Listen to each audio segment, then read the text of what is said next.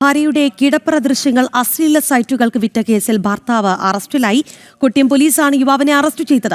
ഇയാൾക്കെതിരെ പോക്സോ കേസും രജിസ്റ്റർ ചെയ്തിരുന്നു. കൊല്ലം സ്വദേശികളായ ദമ്പതികൾ വിദേശത്ത് താമസിച്ചു വരുമ്പോഴാണ് കേസിനാസ്പദമായ സംഭവം. യുവതിയുടെ എതിർപ്പ് അവഗണിച്ചാണ് കിടപ്പറ ദൃശ്യങ്ങൾ മൊബൈൽ ഫോണിൽ ഭർത്താവ് ചിത്രീകരിച്ചത്. തുടർന്ന് ഇയാൾ അശ്ലീല സൈറ്റുകൾക്ക് വിൽപ്പന നടത്തുകയായിരുന്നു. സംഭവം അറിഞ്ഞ ഭാര്യ ഭർത്താവിനെ നാട്ടിലെത്തിച്ച് കൗൺസിലിംഗ് നൽകാൻ തീരുമാനമെടുത്തു. ആദ്യ ദിവസങ്ങളിൽ കൗൺസിലിങ്ങിന് പോയെങ്കിലും പിന്നീട് ഇയാൾ ഭാര്യയെ ക്രൂരമായി മർദ്ദിക്കുകയായിരുന്നു. തുടർന്നാണ് യുവതി കൊട്ടിയം പോലീസിൽ പരാതി നൽകിയത്. പങ്കാളികളെ കൈമാറുന്ന സംഘവുമായി ഭർത്താവിന് ബന്ധമുണ്ടെന്ന് യുവതി പോലീസിനോട് പറഞ്ഞു. ഭാര്യയുടെ നഗ്നദൃശ്യങ്ങൾ പകർത്താൻ ഈ ഗ്രൂപ്പിൽ നിന്നും ആവശ്യമുയർന്നതായും പോലീസിന് മൊഴി നൽകി.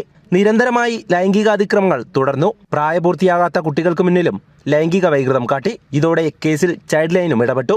യുവാവിനെതിരെ പോക്സോ കേസും രജിസ്റ്റർ ചെയ്തു. ഭാര്യയുടെ പരാതിയെ തുടർന്ന് കേസെടുത്ത പോലീസ് ദിവസങ്ങൾക്ക് ശേഷം യുവാവിനെ അറസ്റ്റ് ചെയ്യുകയായിരുന്നു. ജനം, കൊല്ലം.